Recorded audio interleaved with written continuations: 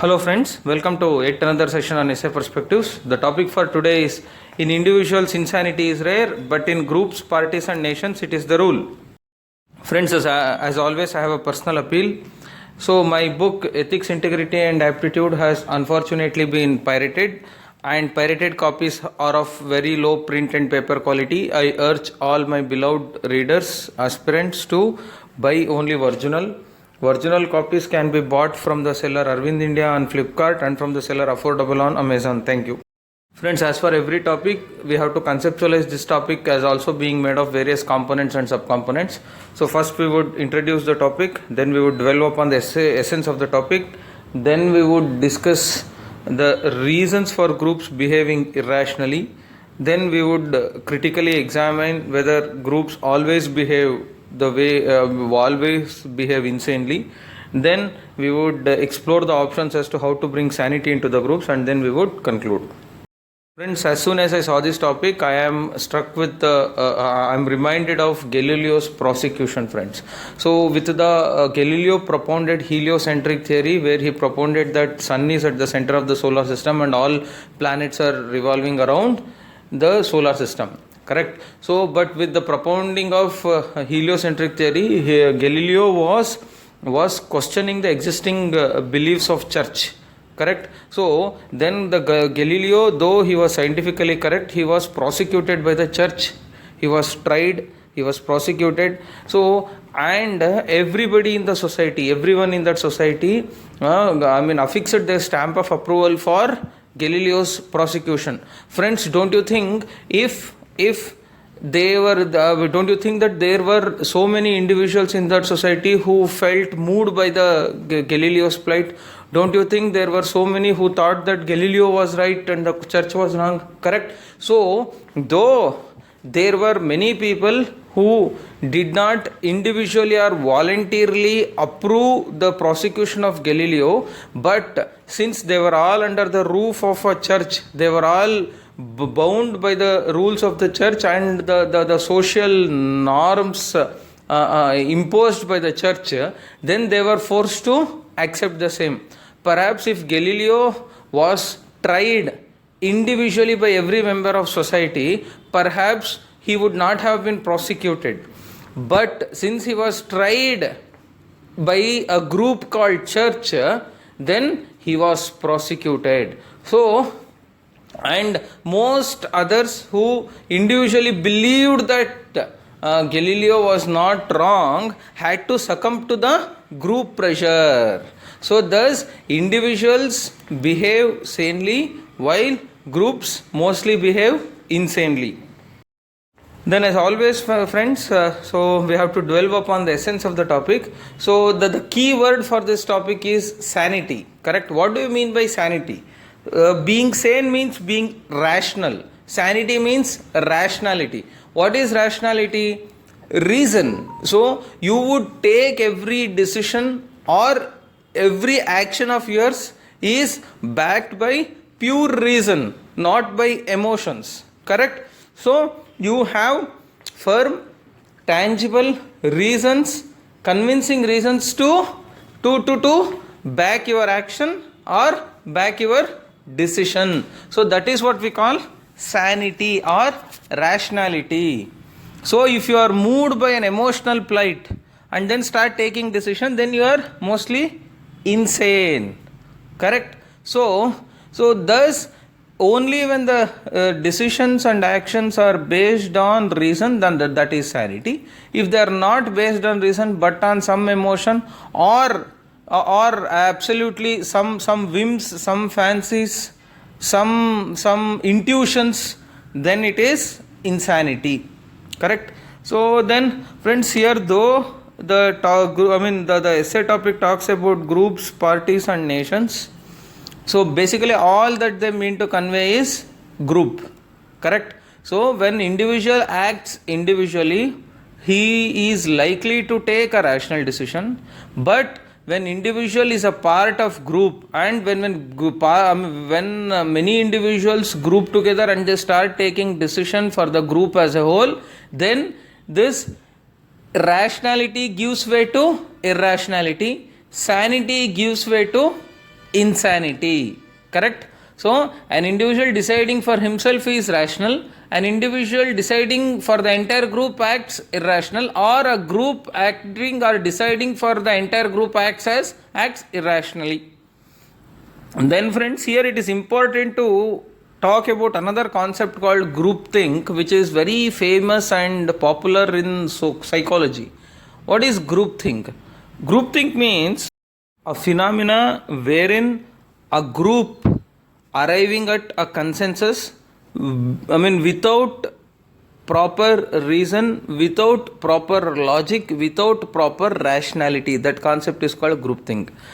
So why does the group behave the way it is? That we would anyway examine in the next slide. Okay. So, what are the characteristics of this groupthink? Basically, it is, to put it in layman terms, it is like succumbing to the group pressure and agreeing to some irrational decision. You don't care. Everyone has said, okay, let us do this. Somebody says, and most of them say yes. You also say yes. That is what groupthink actually mean. So so that means the groupthink is characterized by forced conformity. You are worried that if you try to air your dissent to the group thinking or group opinion, then you may be boycotted by the group, or you may be looked down upon by the group, or you may be mocked at by the group, or somehow even if you even not having all these feelings also, you just go with the flow, go with the wind. So that is what we call forced conformity. So anybody, so in a group thing, you arrive, some influential person in the group arrive at the decision and propose the same to the entire group, and everyone else, even though they have their own reservations for the decision or action, but still they would either keep quiet or they would affix their stamp of approval. So thus there is forced conformity to the group action or group decision. Second thing is short-term orientation. Most of the times the decisions that a group takes, the characteristic of groupthink is that the decisions and actions don't take into consideration the long-term ramifications of such actions and decisions. So they are mostly myopic, they have mostly short-term orientation. Why is that so? Because most of the group members don't have the ability to think, to foresee into the distant future. So they are capable of looking into the near future and they take the decision. And only a few individuals in the group who have this ability and the sense to look into the distant future are succumb to the the pressure of others, and they would also give in. So this is what we call short-term orientation. Suppose let us say a factory or an industrial unit or a mining operation is being planned in a forest area. Okay. So then this the industrialist or someone who is ready to say, who is willing to set up an unit comes to that village or comes to that habitation and starts giving presentation like, we will build this factory. With this factory all of you would get jobs, so you would be paid this much amount of salary, you would be given these perquisites, so then we would actually get houses constructed to all of you, your life would change forever, etc., etc., etc. So thus they paint a rosy picture. So most of them would think that, arey yaar, we are struggling so hard, we are doing subsistence agriculture, so now a factory comes, so they would give us jobs, we can go in the morning, come back in the evening, take salary every month and have a peaceful life. Upon that they are giving other perquisites, upon that they are promising to give houses. So everything sounds logical, right? Everything sounds logical. So most of the members in the group would say, yes, we agree to destruction of the forest and construction of a factory or some other industrial unit in that area. But so this is only short-term orientation. There are very few people who are mindful of the harmful effects of industrial effluents. there are very few people who are mindful of the water pollution and the air pollution that this would kick in, and the changes in the temperature that this industrial unit would engender. So then obviously there will be a very few people who can think through all these things. Everybody would be so myopic that they want immediate instant results. So this happens mostly in the group. So in the group, so even 1 or 2 persons who think that this would not help them in the long run would not help, would not voice their concern. So thus it is mostly of short term orientation. Then the third characteristic of this groups acting insane is that what is acceptable to all need not be sane. So what do I mean by this? Sometimes everybody in the group may believe that a particular action or decision is rational, but it need not be rational. Okay, what is acceptable to all need not be rational. Okay, I'll give you one more example. Let us say a group of villagers went to the movie Robo 2.0, and then they have realized that this mobile cell towers and radiations they herald a lot of harmful impact on the animals, birds, etc., etc. So this village is basically a remote village in some hillock, with no proper access to road and basic amenities, correct? Now some company has come, some telecom company has come forward to set up a tower, correct? So by and large with this tower they would get better health facilities, they would be able to, they would have financial inclusion. So slowly with this one tower their access to better education also would improve. Correct, right? This is opening up of that village hamlet to the world of possibilities. But even then, with this fresh experience of Robo and its Robo 2.0, then most of them would reject having a mobile tower in their village. Correct? So this is an acceptable decision to all, but this is not a rational decision.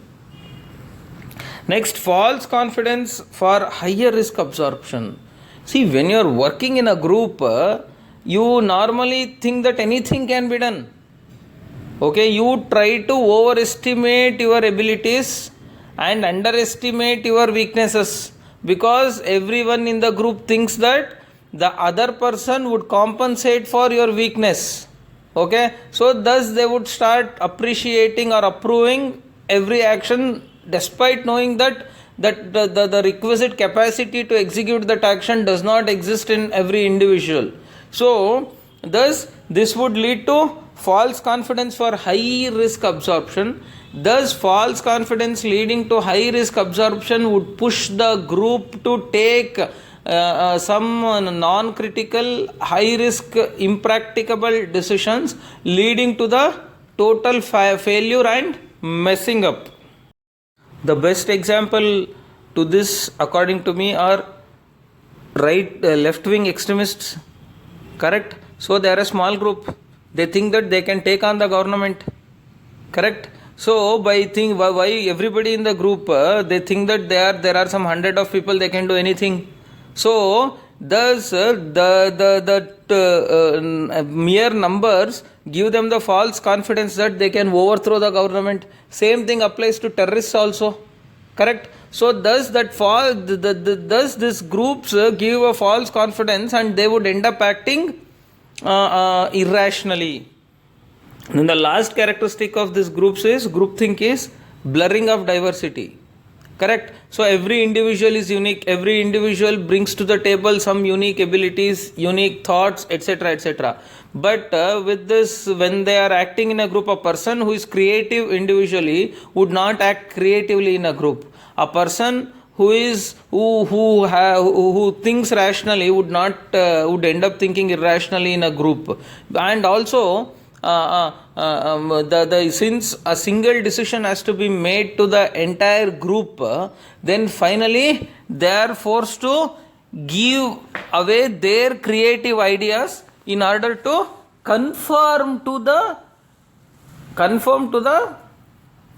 mandates and diktats of the group. So thus at that slowly this would blur the diversity over a period of time, and that would lead to kicking in of monotony. The best example for this is our schools, correct, our education system. So where every individual is unique, just as in Tare Zameen Par, just as the tagline for the movie Tare Zameen Par goes, every child is special, right? But does our education system have any test that would measure the abilities of every individual individually?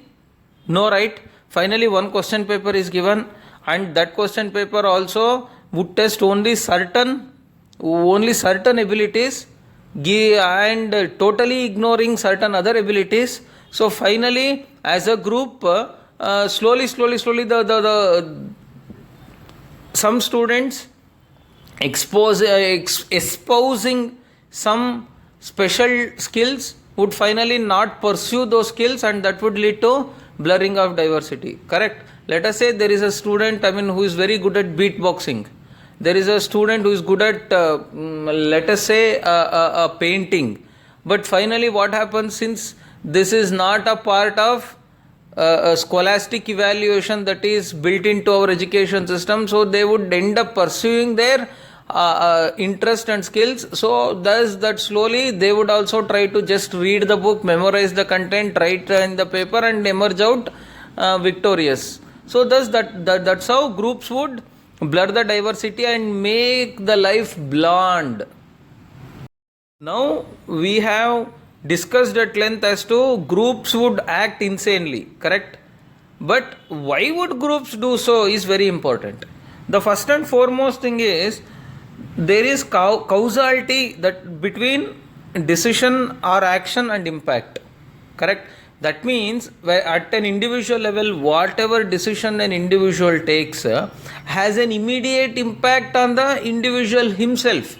If an individual does not choose to work hard, then he would end up receiving lower remuneration. His career progression becomes bleak.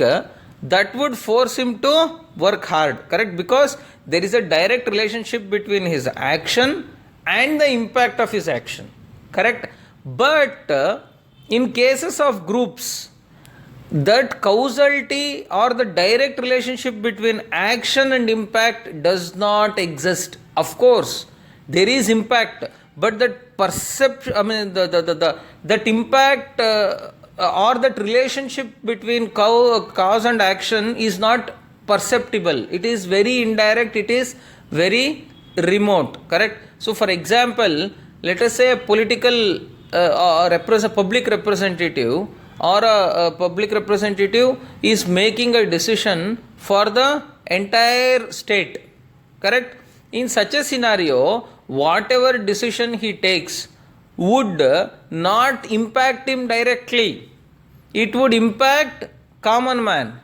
When it impacts the common man, then the motivation for him to take always wise decisions is very, very less, correct? The best example is Muhammad bin Tughlaq's decision to shift capital from Delhi to Devagiri, correct? His decision, because the impact of his decision would not be felt by him directly, right?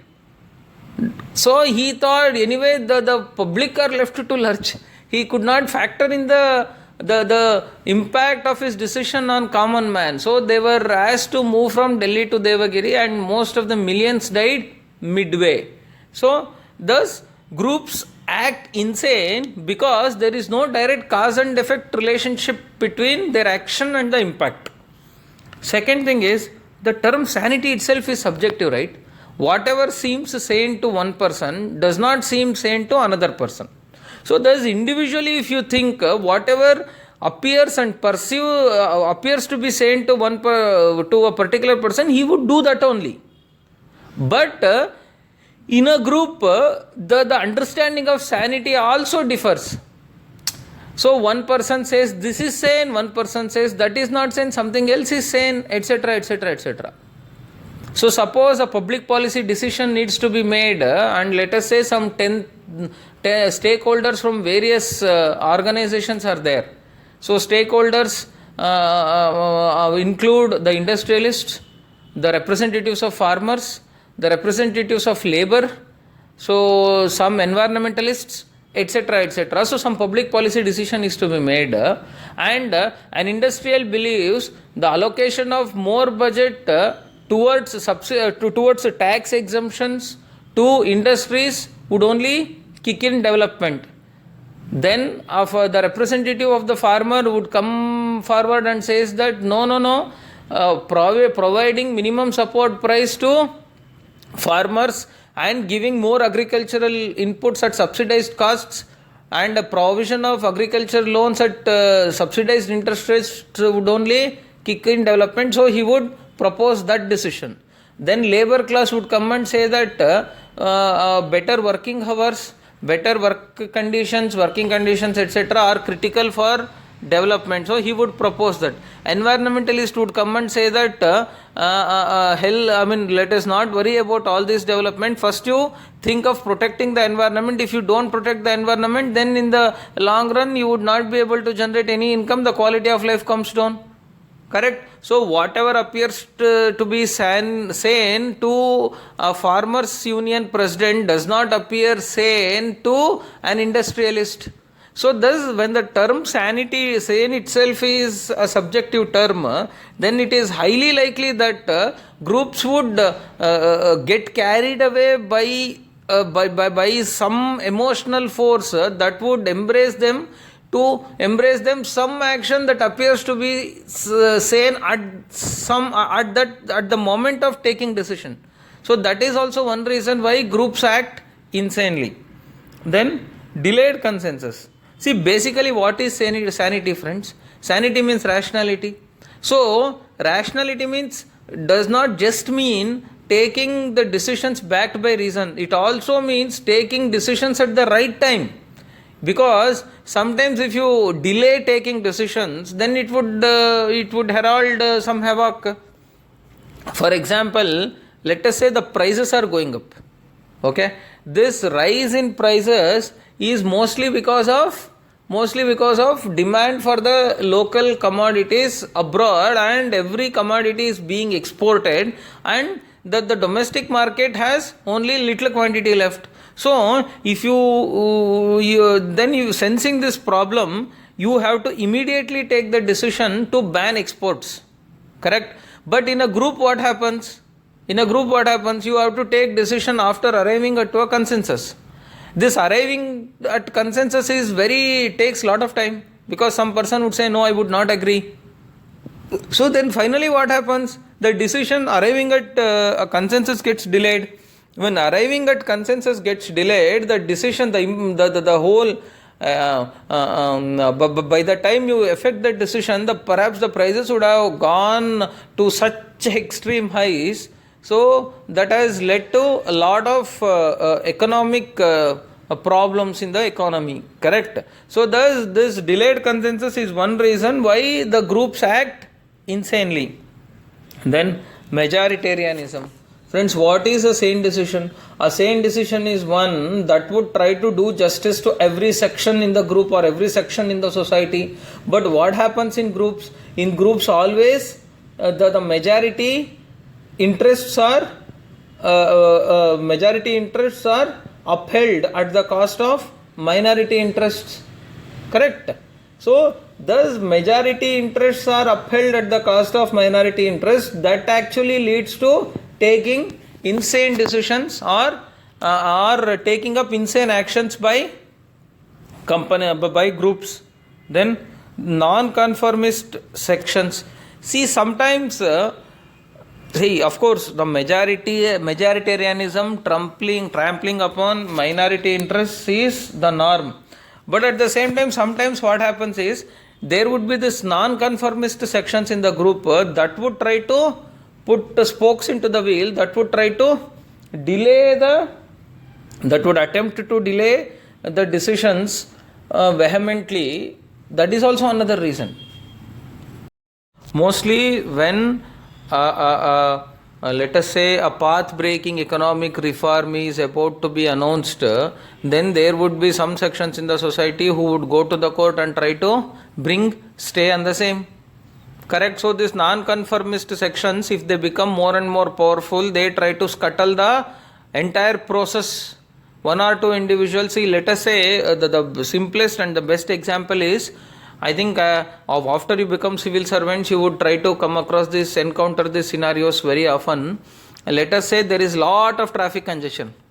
This lot of traffic congestion is because there are so many encroachments on the road. You want to widen the road. When you want to widen the road, actually what happens, this is serving, this is helping everyone in the town.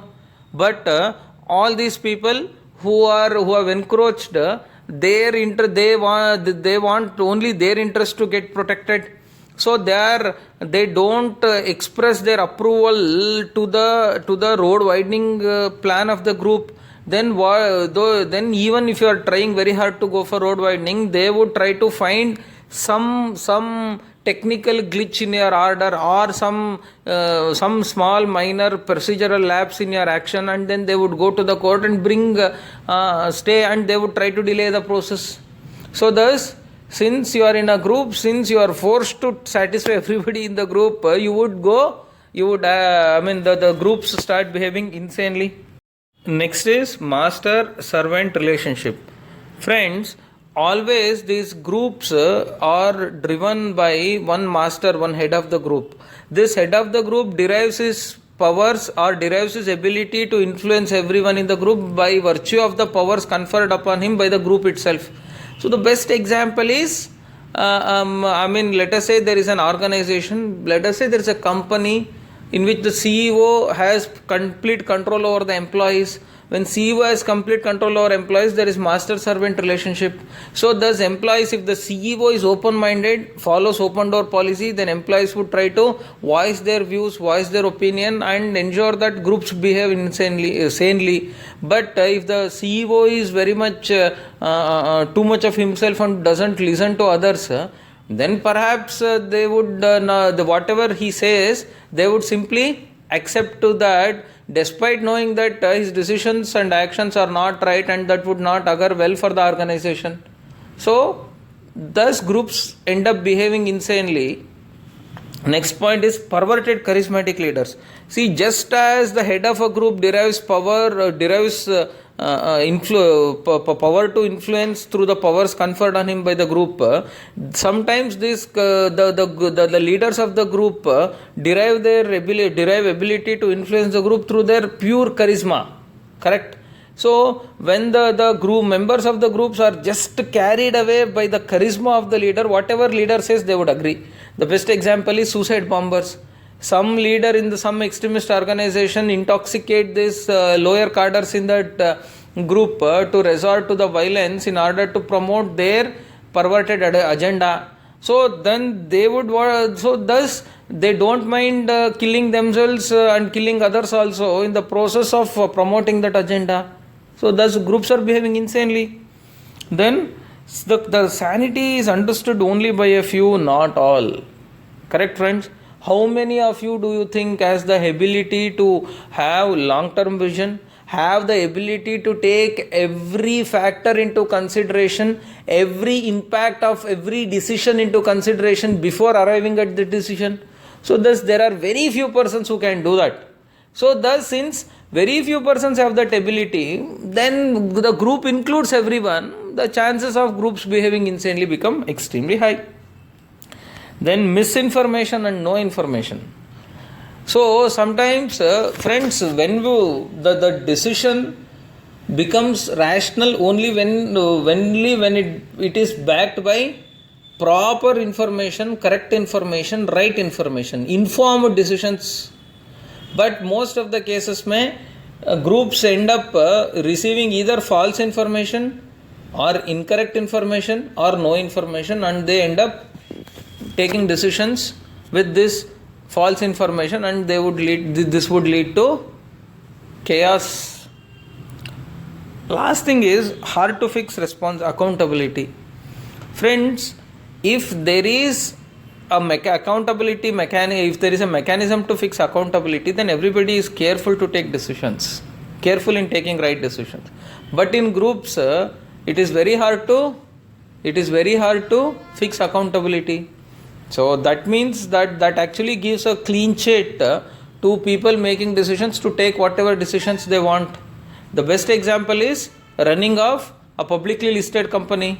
Though the public money is poured into the listed company, and all of us know that the publicly listed companies are artificial legal persons. That means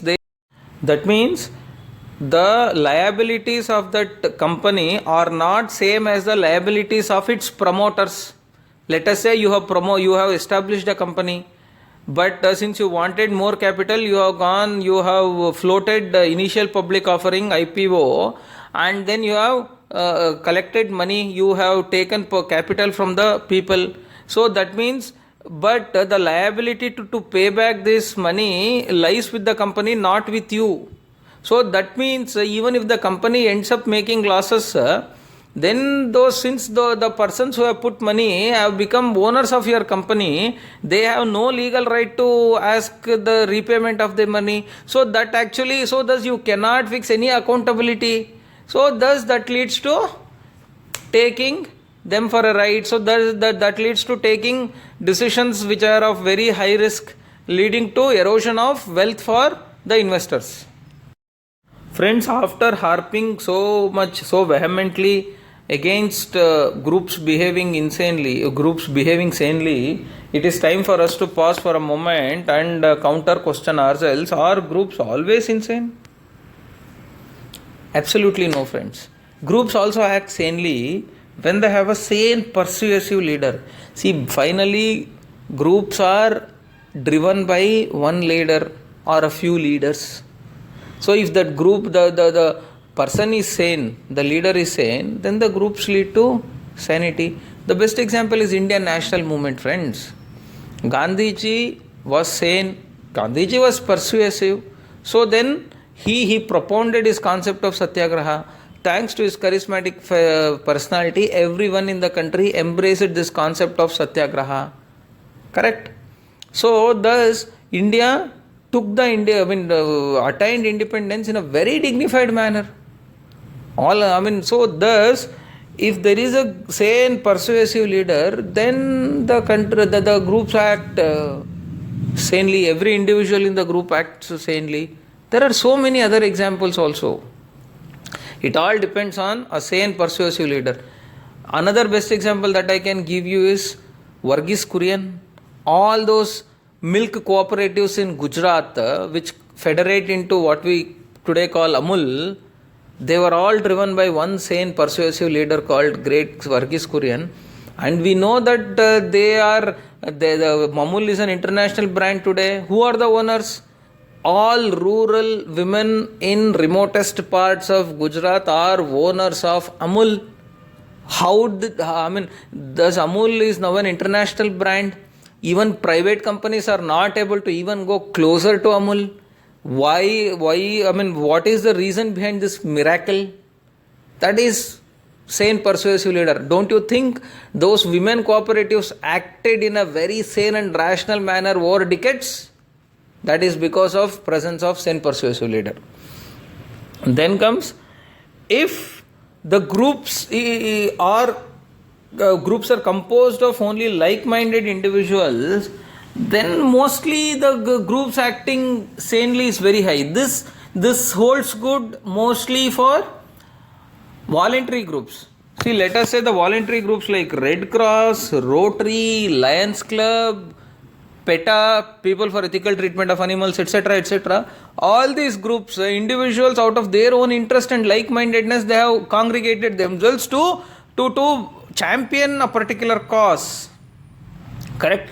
When everyone is for a particular cause and they are into the group by their own volition, then groups are bound to act sanely. The contribution of Red Cross to the society, don't you think it is the best contribution that you can ever think of? That's why Red Cross was even given Nobel Peace Prize. That's a group, but that group is acting sanely. Next, Groups would act sanely if the decisions are made through discussion, eliciting of opinions and moderation. See, there are only two ways in which groups act sanely, friends. First, either before making a decision, everyone's opinion has to be elicited in a free atmosphere. So everybody the atmosphere should be congenial, conducive enough to accept free opinions, but every such opinion should be discussed openly and moderated properly to arrive at a consensus. This is one way. Or second way is firm rational leader. There should be one firm rational leader. He must be a sane leader and he must impose his rational decisions on everyone and everyone should accept the same. In such two scenarios, the groups would act sanely. Then the last point is self-selection nature of groups. Friends, actually these groups also, most of the times, the nature of groups is such that only the activities and nature of the groups is such that only the individuals who subscribe to the views become a part of it. Others either get exited on their own or they are boycotted by others. For example, the bhajan mandalis which we see in our around us. So there, only those persons who are pious, who are spiritual in outlook, who derive spiritual pleasure by offering prayers to the Lord, they would congregate on their own right. A person who does not believe in the Almighty, a person who is an atheist, a person who wants to enjoy worldly pleasure, automatically he is not at all a part of that group.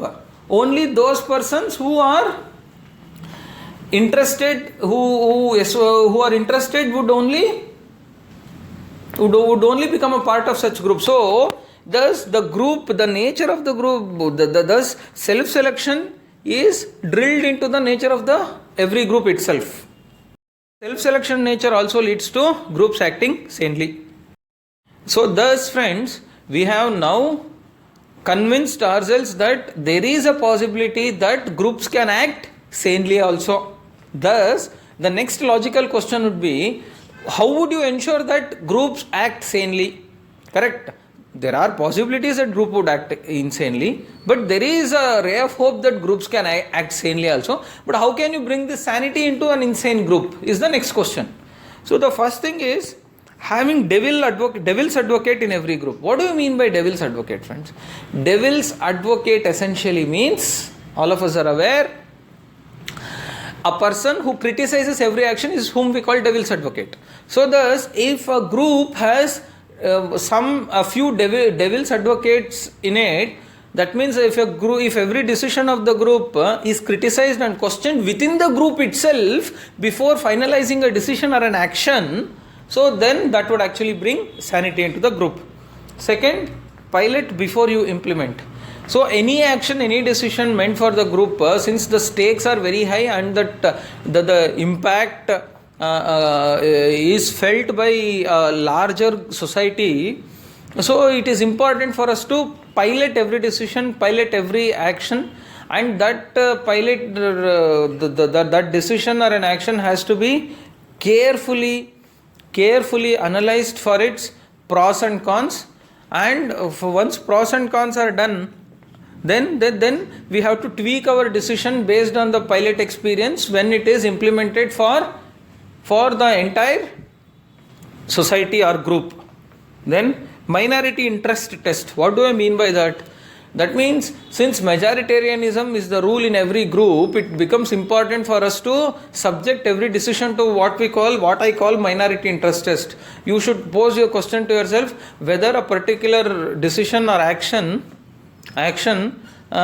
serves minority interest or goes against minority interest. That's it. So if that particular action or decision serves minority interest, then you go ahead. Or every decision, that aspect of my impact on minorities of every decision or action has to be separately studied before finalizing the decision. Then multiple subgroups to work on the same issue. See, when the decision is taken just as a group and some discussion, some meeting, and you take every decision, then the chances that the decisions become insane are very high. So what we have to do, we have to first create the working groups, some subgroups, and let those subgroups individually, without having interaction with the others, let them work on the same issue, same action, same decision, and then let them all come together. So thus every group is unique. Since every subgroup is unique, finally they would bring lot of diversity, they would bring lot of criticality, they would bring lot of dimensions into the table that would lead to sane decisions, sane actions by the group. Then there should be neutral evaluator. What do you mean by neutral evaluator? So every decision or action of the group should be evaluated by a third person who is not a part of the group. This is the whole concept of independent directors mandated in Companies Board by Companies Act. This is the whole concept behind having the company's books of accounts audited by third party auditors, correct? So thus we should have a neutral evaluator. Even our judiciary is supposed to be a neutral evaluator of the actions of citizens as well as state. Then anonymous opinion sharing. So that means all the opinions in the group should be anonymously shared. If without revealing the identity, then people would be more forthcoming in their views, and that if every view is taken into consideration, a solid good decision comes out. So this is how we can bring the sanity into groups. Then the finally conclusion. After this elaborate discussion, we can conclude that groups, though appear to act insanely, it is not always so. With some amount of conscience keepers within the group, with the presence of strong, persuasive, sane leaders in the group, with incorporation of some mechanisms like third party evaluators, devil's advocates, working on subgroups, etc., we can ensure that though inherently groups behave insanely, with implementing all these mechanisms, we can bring sanity into the group. So I think that's how we can conclude, friends. So thank you folks for your patient hearing. All the best.